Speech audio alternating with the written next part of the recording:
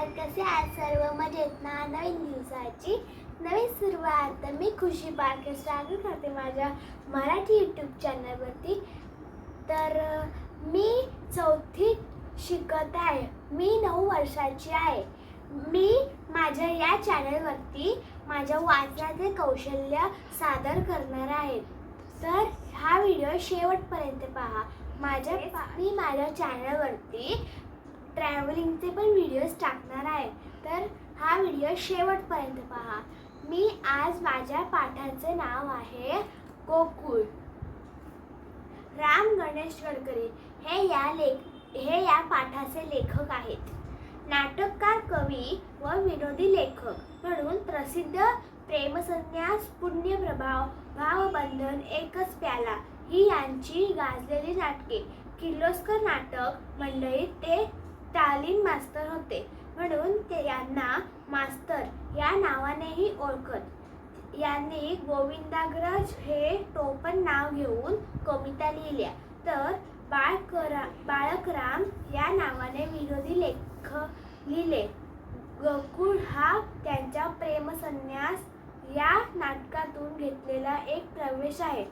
स्वभावनिष्ठ आणि शब्दनिष्ठ विनोदाची उदाहरणे म्हणून यातील संभाषण महत्त्वाचे ठरते. गोकुळचे घर गोकुळ संचित उभा आहे. गोकुळ. आता या विसाळूपणाला काय करावे? अगदी घटकेची सुद्धा आठवण राहत नाही. कोणती कामे करायची आहेत याची आठवण राहण्यासाठी उपरण्याला या गाठी मारून ठेवल्या आहेत. पण आता कोणती गाठ कशाची हेच विसरलो आहे. मला स्मरणशक्ती द्यायला ब्रह्मदेव अजिबात विसरला की काय? चांगला पोशाख घालून कुठे जायला निघालो होतो, कुठे जायचे याचाच विसर पडला. म्हणून तिला तरी विचारून पहावे एवढ्यासाठी पुन्हा परत आलो. बाकी ती सांगेल की नाही याचा संशयच आहे. या विसाळूपणा आणि ही भांडखोर बायको या दोघांनी माझ्या जन्माचे इथे सार्थक झाले आहे. कोणती गोष्ट विसरायची मी विसरत नाही आणि कोणती गोष्ट विसरल्याबद्दल रागवायचे ती विसरत नाही. वाह गोकुळ, धन्य तुझा संसार. विचारात वेळ घालवून उपयोग नाही. नाहीतर घरी कशासाठी आलो याचाच विसर पडेल याची आठवण आहे. तोच हिला हाक मारावी. अगं ऐकलंस का? जरा इकडे ये पाहू. ऐकलंस का? पडद्यात मथुरा ओरडते. ऐकले हो, आले. जरा थांबा. गोकुळ.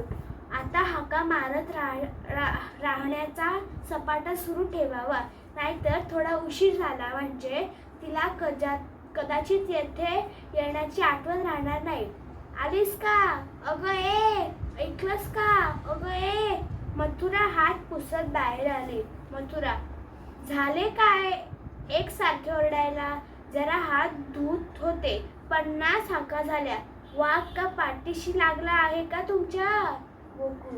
तशातला काही प्रकार नाही. तू अगदी सदा हात धुवून पाठीशी लागल्यावर वाघाला सवड कुठे मिळणार? म्हटले, कामामुळे पहिल्या हाकेची तुला आठवण राहणार नाही. मथुरा. न राहायला काय झाले आहे मला? आपल्यासारखेच का जग आहे सारे? बरे ते असो. काय विचारलं होतं मी तुला? पाहिलंस? हे असं होतं. मथुरा. काय हे? आपल्याला आपल्या नावाचा विसर कसा पडत नाही याचे? गोकुळ. तू माझ्या नावाने नेहमी खडे फोडत राहिली नसतीस तर खात्रीने मी नाव सुद्धा विसरलो असतो. आठवण म्हणून कशी ती राहत नाही? मथुरा. आठवण राहत नाही तर मग उपरण्याला खूण गाठ बांधावी एखादी. गोकुळ. ही बांधलीस खूण गाठीच्या फुग्यानी? उपरण्याची कशी सुटपुतळी झाली आहे ती. मथुरा. हे काय?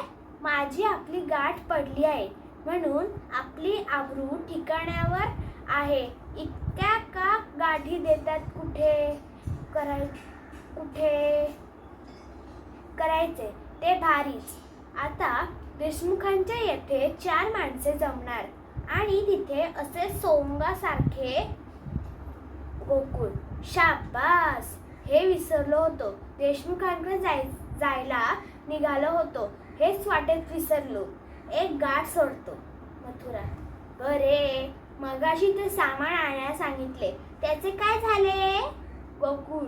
काय व्हायचे, हेच झाले. वाण्याच्या दुकानापर्यंत गेलो आणि काय आणायचं तेच विसरलो. मथुरा. बाई बाई बाई बाई बाई, हद्दच झाली. आता शेरभर साखर आणि तोळाभर केशर हे सुद्धा विसरलात ना? गोकुळ. जिन्नस लक्षात होते, पण शेरभर साखर आणि तोळाभर केशर की तोळाभर साखर आणि शेरभर केशर याचाच निर्णय होईना. तेव्हा टाकले ते उद्यावर काम. मथुरा. ते नाही चालायचे. आधी सामान आणा, नाहीतर आज चूल बंद. रात्री जेवायला काही मिळायचं नाही. गोकुळ. बरी आठवण केलीस. मला आज देशमुखांकडे पाहुण्यांच्या पंक्तीला बसायचं आहे. हे मी विसरलोच होतो. आता तुला वाटले तर ठेव चूल बंद. मथुरा. तू म्हणतेस सामान आधी आलंच पाहिजे, मग जायचे होते कुठे भीक मागायला? आणखी उठपाय देशमुखांकडे काय असते हो तुमचे? गोकुळ. काय असते म्हणजे?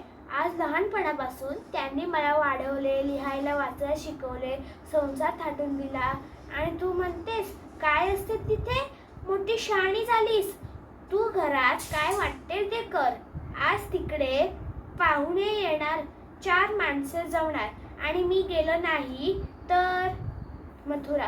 तर अडूनच नसेल त्यांचे. अगदी हे पहा, तुम्हाला जर माझा छळ करायचा असेल तर मी जाते आपल्या माहेरी, माझ्या बापाच्या येथे. अन्न वस्त्र काही तोटा नाही. गोकुळ. वाह, तुझा बाप म्हणजे 1000च्या पोशिंदाच की नाही? त्यांच्या खानावळीत रोज 200 पान जेवून उठते, तेव्हा अन्नाला काही तोटा नाही खरा. पण 7 रुपये महिना तू कुठून देणार? मथुरा. इतके हिरवायला नको नाही, इतके हिरवायला नको काही. माझी आई खंबीर आहे मला पोसायला. म्हशीची शिंगे काही म्हशीला जड होत नाही. गोकुळ. मग लग्नाची तरी उठाठेव कशाला केली? म्हणजे त्या म्हशीची शिंगे माझ्या डोक्यावर बसली नसती.